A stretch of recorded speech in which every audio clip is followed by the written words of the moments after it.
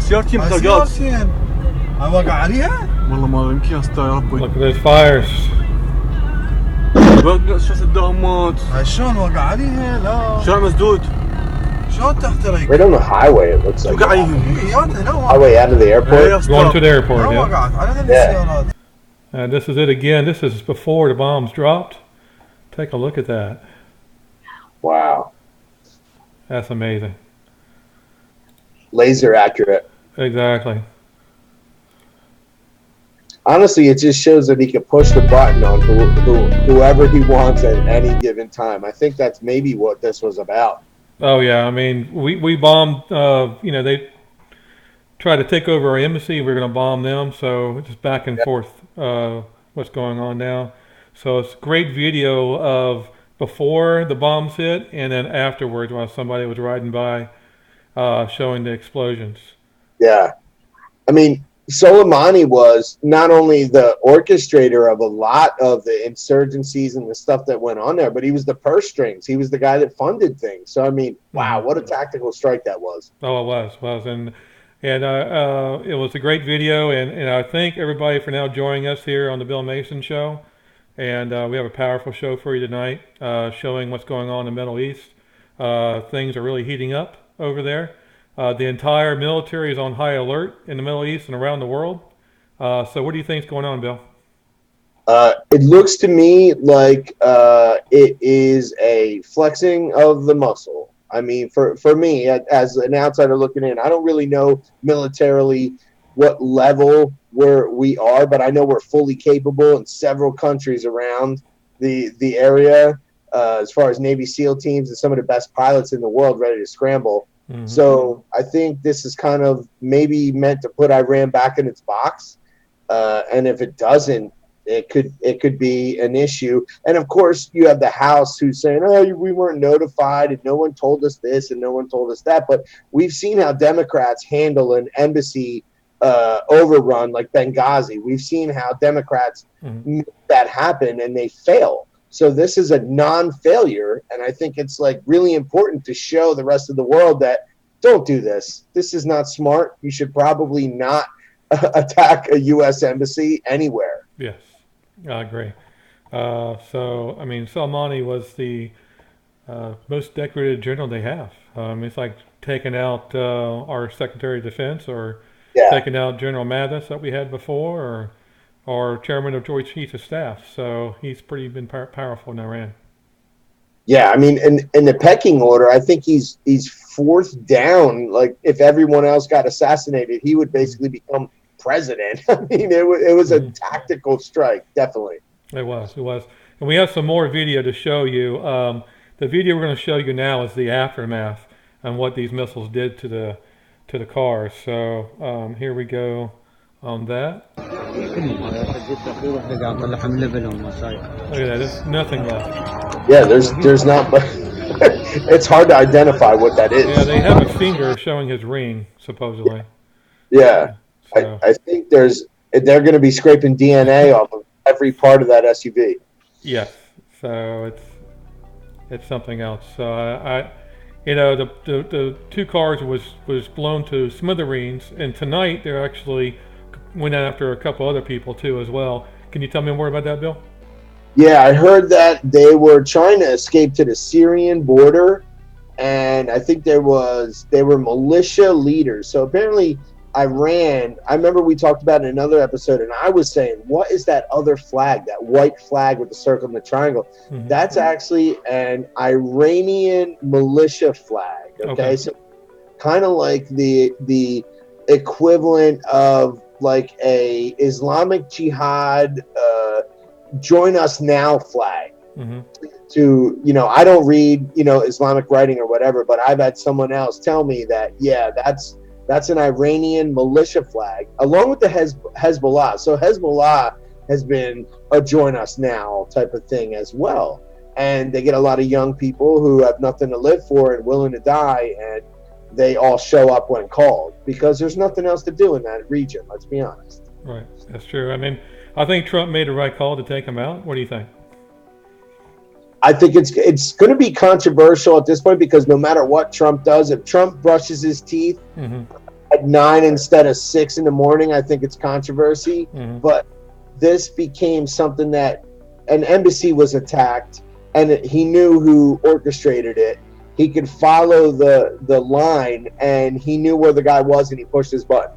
Right. And it's a show of American strength, and it's to have something that is not a Benghazi situation for the world to see. And this is a world show.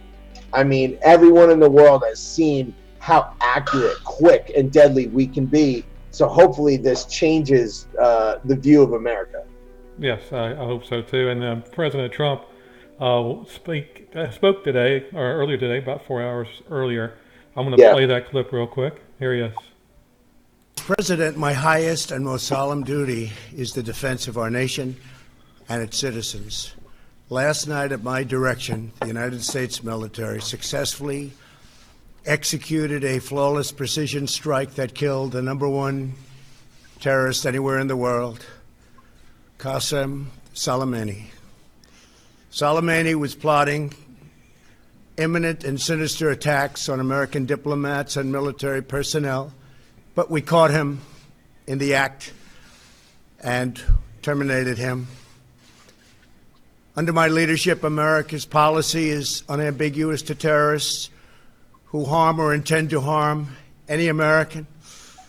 We will find you. We will eliminate you. We will always protect our diplomats, service members, all Americans, and our allies. For years, the Islamic Revolutionary Guard Corps and its ruthless Quds Force, under Soleimani's leadership, has targeted, injured, and murdered hundreds of American civilians and servicemen.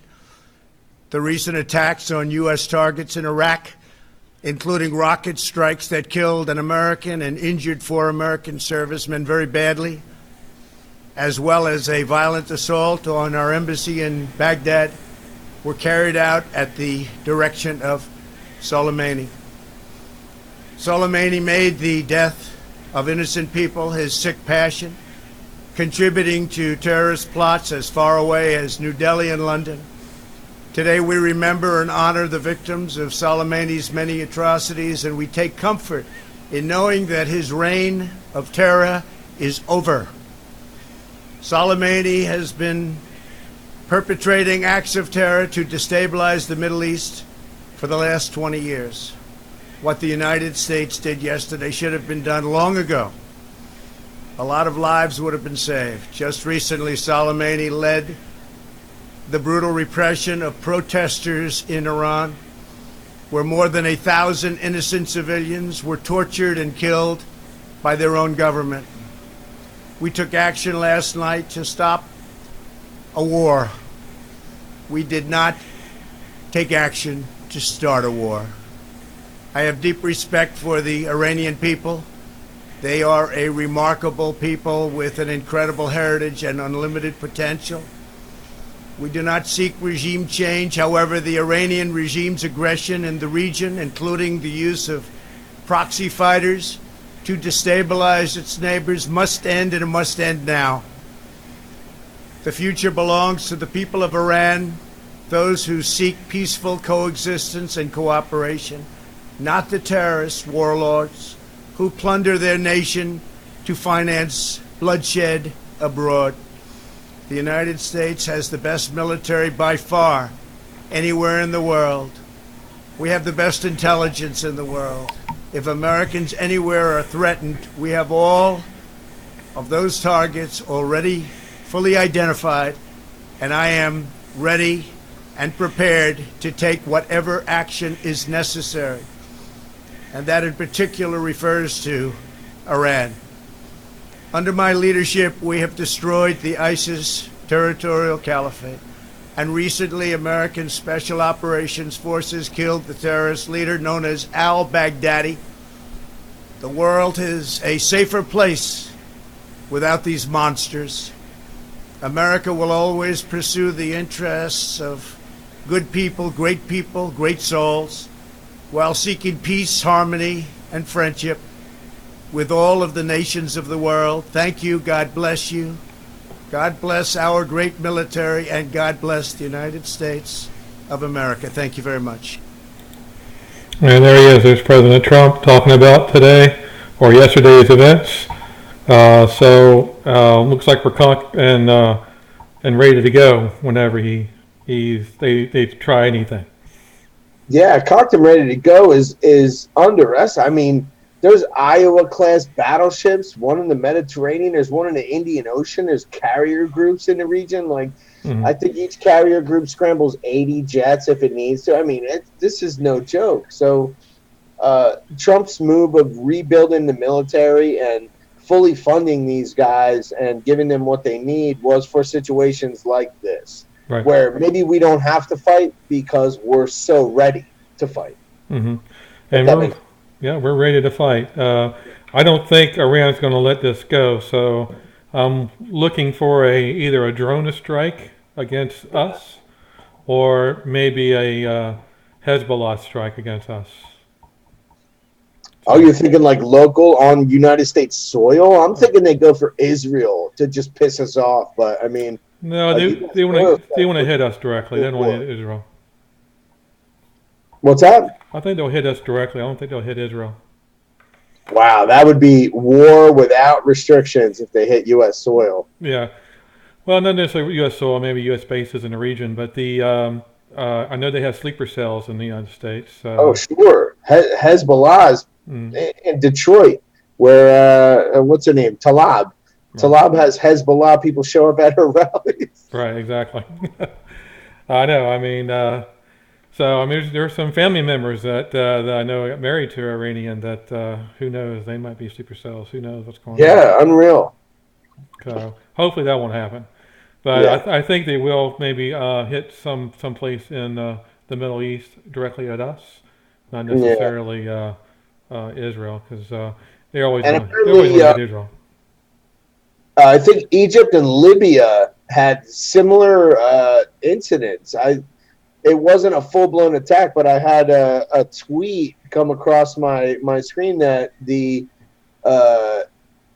U.S. Embassy in Egypt is being threatened. Now, there's no people there, but they're threatening to show up. I don't know what that means, right. But it's. I think they're trying to make it appear as if it's like a Middle Eastern squeeze play. Yeah. Well, Saudi Arabia is on high alert. They've been high alert for a while because they're fighting a war in Yemen, and then all the Gulf states on high alert too as well because Iran doesn't like the Gulf states either, and we have bases there. Exactly. Well, I think that's why. Because we could scramble planes in a blink of an eye. Exactly. So we'll see what happens. I think in the next 36 to 48 hours, we'll see what happens. I think they're going to strike in that time frame. Yeah, and I think we're actually going to start to watch the difference between a congressional slugfest, which is what normally happens when they say, oh, now we have to talk about what they did to us and, all of these things versus the executive branch kind of just flexing in the heat of the moment, which is it's a real moment. It's not like a distraction. Some of the left is calling this, oh, it's a distraction. Trump's trying to distract from the fact that he's getting impeached and all this other stuff. Well, I don't really think Trump can orchestrate Iraqis to light fires and break windows. If he's that powerful, I think they better just bow down to Trump, because if he can control the entire world, then they're dealing with something bigger than they think they are. Exactly. Well, I mean, Chucky Schumer was crying because he wasn't notified before the attack. Yeah, like we need Chuck's approval. Right. Yeah. Well, if we had told him, he would have already went to Kerry and said, hey, tell the Iranians they're going to attack. Exactly. Be like, get your guys out of there. Exactly. I mean, who's going to trust Chucky Schumer or Nancy Pelosi? Nobody. Did you see him today go up there after Mitch McConnell spoke? Now, listen, Mitch McConnell, he can be a snooze fest, man. You have to understand what he's talking about and realize that he's going to make his point 5 minutes after he starts talking, and that's just the way he is. Right. But Chucky Schumer looked like a moron today because Mitch brought up the fact that when Clinton was being impeached, Chucky Schumer screamed and cried about all of the things that should happen in an impeachment. And basically the Democrats did like the opposite. They rushed through everything. They fast forwarded. It wasn't bipartisan. All of the talking points that Chuck Schumer had, it's like, dude, are you really going to be the guy who tries to like defend this? Because it's the polar opposite of what an impeachment should be. Yeah, I mean, we talked about that. We were going to have Chuck Schumer on the show, showing what he said today, but it was worthless. It's too long. Yeah. And even Mitch, like the thing is, like you have to grab people in like a minute and a half, and to listen to Mitch goes through all of the history of the founding fathers, which is great for people who are just constitutionally minded. But for the average like CNN viewer, they watch Mitch and they're like, oh, what's he talking about? And he loses them in a minute. But what he did say is that the precedent was set in the previous impeachments that this country's gone through. And the Democrats basically threw that in the garbage and are now trying to influence the Senate because they have a complete garbage, there's nothing that they can give that is ready to be heard as a case. Right. So they need more witnesses. They need more testimony. They need all of this other stuff. And it's just they're playing the game to run the court of public opinion before the Senate actually gets a chance to rule on it. And Mitch said that too. Right. Yeah. We got two breaking news here. We got U.S. troops in Italy have been put on high alert in case needed for reinforced U.S. embassy in Beirut. In Beirut? Yep. Lebanon. Yeah, I heard something about Palestine, Syria, that stuff was ramping up there, and wow. And then we also have breaking news. Libyan army has announced they shot down a Turkish plane south of Tripoli. So, as you know, Turkey's into Libya now. And so they just Libyan army shot down a Turkish military plane. Yeah, I can't imagine why anybody would resist the Turkish regime because, it's basically Iran light. Right. Unbelievable. It is unbelievable. So this is our first broadcast in 2020. I want to thank everybody that's joining us. But we did have an explosion packed show last time. We had a New Year's Eve show. We showed the bombing that happened before this bombing, and we also predicted that it is going to happen again and again. So, as far as going forward in 2020, Bill, I know we did predictions last time. Let's go ahead and do some predictions again. What's going to happen in the Middle East, and then what's going to happen to Trump in 2020. We talked about he's going to be, of course, win re-election, but let's go over and beyond that. What do you think is going to happen? The hardest part of this is going to be balancing out this. If the House does transfer over the articles of impeachment to the Senate and then the normal process happens, we still don't know if that's going to be the case because Pelosi's still sitting on them. And this is like a ridiculous show of Democratic abuse of power. That's what this is. They rushed through everything. That this was such an emergent situation to get Trump impeached. And now all of a sudden it's not emergent because, the Senate's going to actually do what the Senate does. We don't like that. That's nonsense. Here's the other flip side of it. Now, do our allies get involved in the support of Israel? Because I could probably guess, in my opinion, that Israel is going to come under some fire, being in the middle of all this. This is going to get hot in there. And are we going to get the UK to back us? And once the UK is involved, is it a UN situation? So now who tells Turkey what to do? This could get really divisive. I'll put it that way. Exactly. I mean, Turkey is fighting with Iran and Syria. Right. So, and with Russia as well. Right. So, I mean, they're part of NATO. So are they going to help us out against Iran? I don't think so. Yeah, I don't think so either. Yeah. So, does NATO come down and condemn Turkey? Is there going to be an issue with the other members of NATO, or are they just going to watch this happen? Right. I mean, this could be, I'm going to say, a globally changing event. This could turn into everybody becoming nationalist, honestly, just to defend your own borders. Yeah. Yeah, nationalism is about defending your own borders, and this could be global nationalism, which is a stab in the heart of globalism. That's correct. And we are So definitely against globalism, by the I'm way. totally against That's it. right. And this could turn into us against them. You better circle your wagons and protect your borders. And Hmm. that's nationalism summed up. That's it.